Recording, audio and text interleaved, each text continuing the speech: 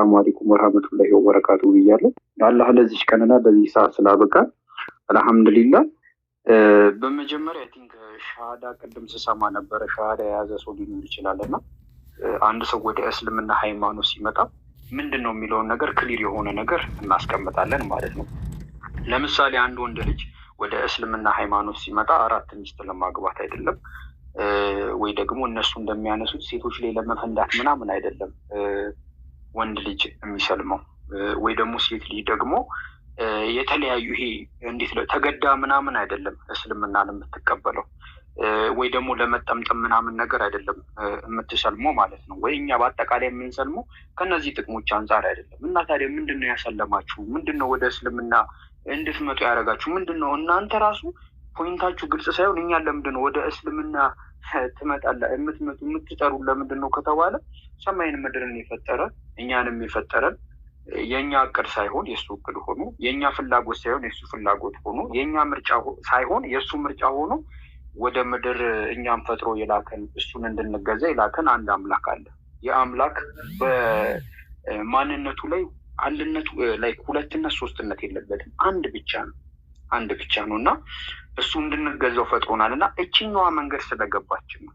እቺ መንገድ በስነስርዓት ስለገባችን በእስልምና ሃይማኖት መታችሁ በጓሮ በኩል ሳትገቡ፣ በሆነ ሰፈር በኩል ሳትሄዱ፣ ወይ በእናታችሁ በኩል ወይ በአባታችሁ በኩል ሳትሄዱ ያንን አምላክ ፌስ ቱ ፌስ ቱ ዘ ፍሮንት ማለት ነው ፊት ለፊት ሆናችሁ አምላኬ እንዲህ አደርግልኝ፣ እንዲህ ስላደረግኩ ይቅርታ አድርግልኝ እያላችሁ ፊት ለፊት አምላካችሁን የምታመልኩበት ሃይማኖት እስልምና ብቻ ነው።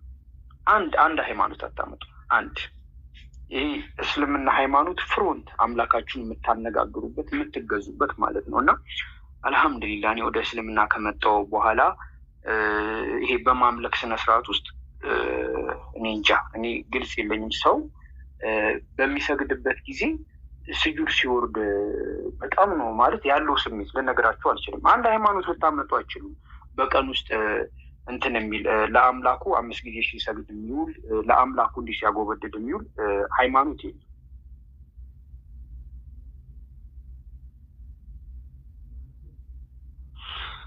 እና አንድ አምላክ አንድ ሃይማኖት እንደዚህ አይነት ሃይማኖት የለም ወላሂ። በቃ ይሄ እስልምና ሃይማኖት ላይ ይሄ አምላክን በማምለክ ሂደት ውስጥ ያለው ርጫ ያለው ጉጉት ደስ ይላል ወላሂ፣ በጣም ነው ደስ የሚለው። እና ከዚህ አንጻር ይህንን ነገር ፈልገን በዚህ ነገር ለመባረክ በዚህ ነገር የዘላለም ሕይወትን ለማግኘት ወደ እስልምና መጥተናል። በቃ የእስልምና ሃይማኖት ላይ የመጣንበት ትልቁ መሰረት ዋናው ምናልባት ከ100% 99.9% አላማችን ይሄ ነው። ለዚህ ነው የሰለምነው።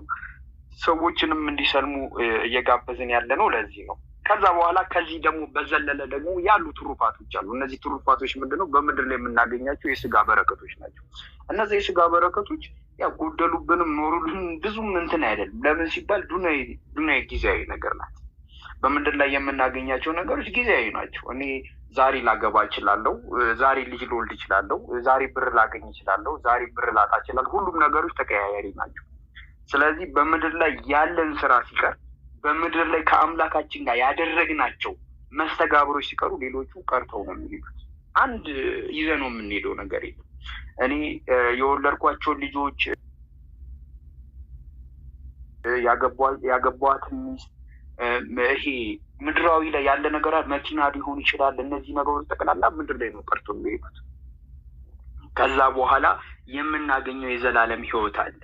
ያንን የዘላለም ሕይወት ለማግኘት ነው ወደ ምድር የመጣ ነው ማለት ነው። እና በዚህ አጋጣሚ አላህ ሞታችንን ለሕይወት ያደርግልን። ሁል ጊዜ ሞታችሁ ለሕይወት በሚሆንበት አይነት መንገድ ሁል ጊዜ ተዘጋጅተን እንድንጠብቅ አላህ ይርዳን። እኔ ይህንን ነገር የምነግራችሁ የማውቀውን እንጂ የምኖረውን አይደለም። ይህንን ሕይወት ደግሞ እኔም እናንተም እንድንኖር አላህ ያግዘን፣ አላህ ይርዳን። ሁል ጊዜ እንቅልፋችንን ስንተኛ ብንሞት እኮ ሞቴ ለሕይወት ነው በሚል አይነት ሁኔታ ውስጥ እንግዲህ እንቅልፋችንን አላህ እንድናደርግ ይርዳን። እና ይህ ሞትን የማይፈራ ሰው ዩኒሴንስ በቃ ብንሞትም እኮ ለህይወት ነው፣ ለዘላለም ነው። ገባችኋ? እንደዚህ አይነት ህይወት እንዲኖረን አላህ ያድርገን። እንደዚህ አይነት ህይወት ካለን ደግሞ በዚህ ህይወት ላይ ጸንተን በዚህ መንገድ ላይ እንድንሞት አላህ ይርዳን ማለት ነው። እና እኛ ስለ እስልምና የተረዳነው የገባን ነገር ለሰዎች የምንነግረው እየኖርንበትም ያለው ነገር ምንድን ነው? ከምድራዊ ይልቅ ሰማያዊ ህይወታችንን አስቀድመናል። በቃ በቃ የሰማያዊ ህይወታችንን ስላስቀደምን እንግዲህ ይኸው አለን ማለት ነው። አልሐምዱሊላህ እንግዲህ እንደዛ ስለሆነ ስለዚህ ዛሬ አይ ቲንክ ታች ያለችው እህታችን አልሐምዱሊላህ ረቢል ዓለሚን ወደ እስልምና ስለመጣሽ የአኺራ እህቴ ስለሆንሽ አልሐምዱሊላህ በጣም ደስ ብሎኛል። ሁላችንንም አላህ ያጽናን፣ ሁላችንም ማለት ነው። እና እንደውም አንድ በጣም ባለፈው ከማን ጋር ነው እያወራሁ ስስቅ የነበረው ነገር አለ እና ይህ ስስቅ የነበረው ነገር ምንድን ነው? አንድ ቀን በአካል አንገናኝም እንዲህ ምናምን ብሎ ይጠይቁኛል። ከዛ ኢንሻአላህ ምናልባት በጀነት ስንገናኝ በድምፅ አውቃችሁ አንተ ጃነካ ምናምን ብላችሁ እንሳሳቅ እንደሰት ይሆናል። ይሄው እዚህም ያለውን ደግሞ ቫይብ ደግሞ እዛው ደግመ ነው ያው እዛ ያለው ደግሞ ስፔሻል የሚሆነው ምንድነው ስንነጋገር አይደክመን፣ የሚሰለች ነገር የለም።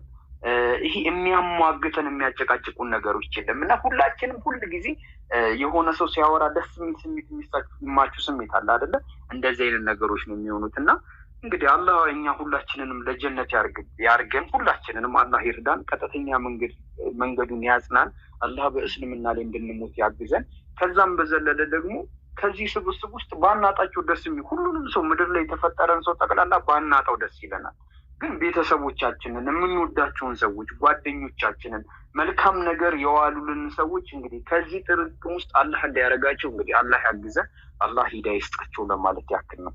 ይህ ስለ ሻሃዳው እና ሰው ለምን እስልምና ይመጣል ለሚለው ፖይንት ለጊዜው የተረዳሁት ነገር ነው። እንግዲህ አዲስ ጊዜ ከሰጠችኝ ደግሞ ከእናንተ ጋር እኔ ፐርሰናል አንዳንድ ነገሮችን እንካፈላለን ኢንሻአላህ። አዲስ አለሽ? አይ ቲንክ እየጸለይሽ ነው አለ እየሰማኝ ነው። አላህ ይጨምርልህ። አሪፍ አሪፍ ነገሮችን ስላነሳ መቀጠል ትችላላችሁ። ኦፍኮርስ እሺ ማውራት የሚፈልግ ሰው ካለ እድል ልስጥና ከዛ ቀጥላለሁ። ሰላም አለይኩም። ወአለይኩም አሰላም። ወአለይኩም አሰላም። መሲሻ እንዴት ናችሁ? አልሐምዱሊላህ። እንዴት ነሽ መሲያችን? አለው ተጠፋፋን። በተለይ ፒኬን በጣም ምን ዘማን ያኔ በጣም ቆይ ካየሁትና በአንደኛ ዓለም ጦርነት ጊዜ የታየን ሁሉ እየመሰለኝ ነው።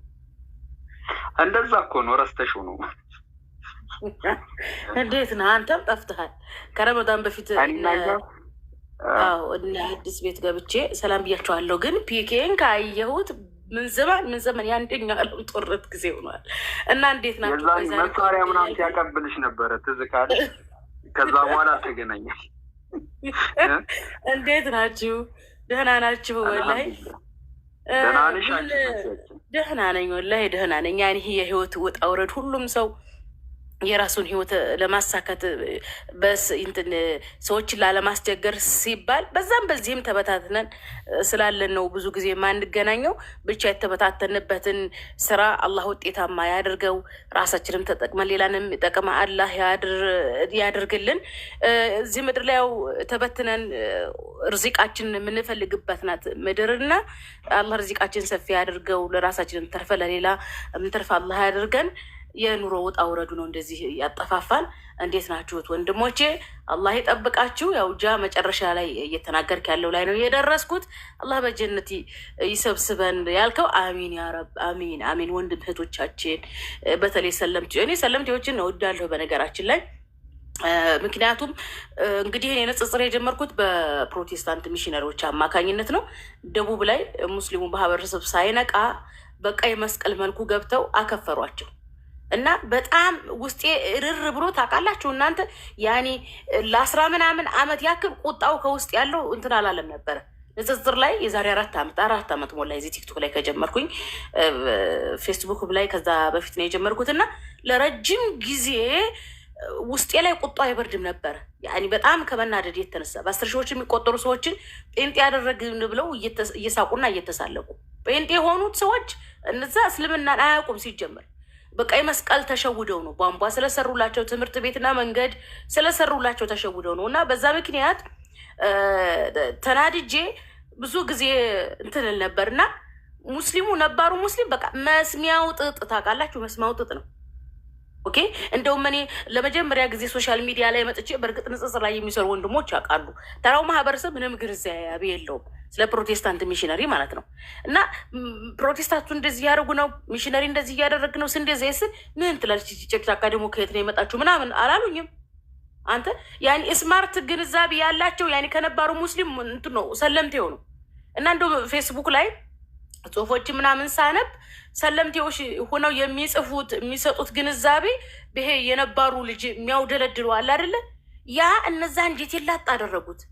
እና ለሰለምቴዎች ጥሩ እንትን ያለኝ በእርግጥ ሙስሊም ሁሉም ሙስሊም ነው። ያው ሰለምቴዎች ግን እውነትንና ሀቅን በደንብ ያውቃሉ። ያን ፉርቃን አሁን ቁርአን አልፉርቃን ነው የሚባለው፣ ውሸትን ከሐሰት የሚለይ ነው። ሰለምቴዎች እንደ ፉርቃን ናቸው፣ ያኒ እንደ ፋሩቅ ናቸው። ዑመር አሁን ፋሩቅ ነው የሚባለው። ዑመር ረዲየላሁ ዐንሁ ወአርዳሁ የነቢያችን አለይሂ ሰላቱ ወሰላም ሁለተኛው ኸሊፋ እና አልፋሩቅ የተባለው ምንድን ነው? ክህደትን ከእውነት ስለሚለየ ሰው ስለሆነ ነው። እና ሙስሊሞች እንትን ነው ማን ነው ሰለምቴዎች አልፉርቃን ናቸው፣ ያኔ ፋሩቅ ናቸው እንደ ዑመር ማለት ነው። እና አላህ ይጠብቃችሁ፣ አላህ በገነት ይሰብስበን። እንዳልከው አላህ ይጠብቃችሁ፣ እርዚቃችሁን ሰፊ ያለ ያድርገው። የምትሰልሙ እህት ወንድሞች ሰልሞ ቁጭ ማለት የለም። ከሁለቱም በኩል ያለውን ታሪክ አጥኑ፣ አንባቢዎች ሁኑ። አሁን ብዙ ጊዜ አሁን የተቸገር ነው የሚያነብ የለም። አንባቢነት እየጎደለ ነው። በተለይ አፍሪካዊነት፣ በተለይ ኢትዮጵያ ውስጥ ማህበረሰባችን ገና ነው ማንበብ የጀመረ ማህበረሰብ አይደለም። እና ውጭ ሀገር ስትሄዱ የመጽሐፍ ሰው ነው፣ አንባቢ ነው። እና መጽሐፍቶችን አንብቡ፣ ሰልማችሁ ቁጭ አትበሉ። እስልምና ሃይማኖት ላይ የሚደረጉ ፕራክቲሶችን ለማድረግ መሞከር፣ ታሪኮችን ለማጥናት፣ የሃይማኖት አባቶችን አስተምሮቶቻቸውን ነገሮችን ለመከታተል ነው። አንድን ነገር ፕራክቲስ ካላደረግነው ይጠፋብናል። ታውቃላችሁ፣ አሁን እኛ መጀመሪያ ልጁ ነን ሴቶች። አሁን ለምሳሌ ሽንኩርት ስንከትፍ አንችልበትም አይደለም፣ እጃችን ቆርጠን በቃ የሆነ ትልልቅ አድርገን ነው የምንከትፈው። መዥገር አሳክለን ምናምን ነው የምንከትፈው። እየለመድ ነው ስንመጣ በቃ አለ አይደለ፣ ጭራሽ እንትን ነው የምንለው። የሆነ ስንከትፍ እየተራቀቀን ነው የምንከትፈው። ሳላይ ከትፋለሁ እንደዚህ እኮ ነው የምንከትፈው ምናምን እንልባባላለን አይደል ሴቶች። አንድን ነገር ስንጀምረው አዲስ ነው የሚሆንብን። እየለመድ ነው እየተለማመድ ነው እየተጠጋ ነው ስንመጣ ከዛ ነገር ጋር እንግባባለን፣ እንተዋወቃለን። ነገር ግን ዝም ካልነው አያቀንም፣ አናቀውም።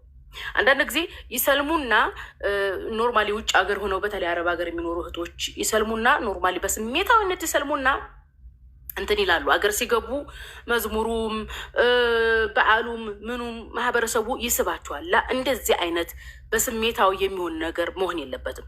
ስትሰልሙ አጠቃላይ ስሜታችሁ መስለም አለበት። እስልምና ማለት ሰለምቴ ብሎ ማለት እውነት ነው የሚሰለመው። እና ስሜት እንዳይጎትታችሁ፣ ከበሮና ነጠላ እንዳይጎትታችሁ። ጀስት ከበሮና ነጠላ ከመንፈሳዊ መለኮታዊ ውስጥ የለም። ኦኬ፣ የበዓል ስነ ምግባር መለኮታዊ እንትን ውስጥ የለም።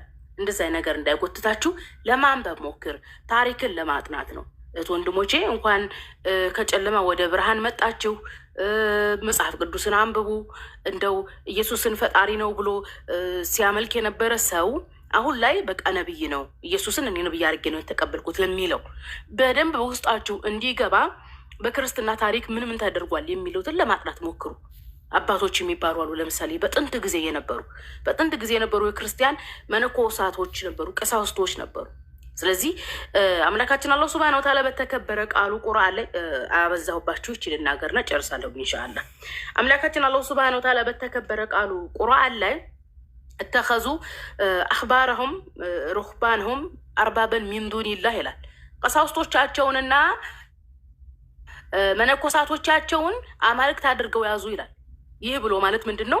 የሆነ ቄስና መነኩሴ የሆነ ህግና ስርዓት ያወጣላቸዋል፣ በዛ ተመሩ የሚል ማለት ነው። ህግና ስርዓት የሚወጣው ከአምላክ ነው እንጂ ከሰው አይደለም።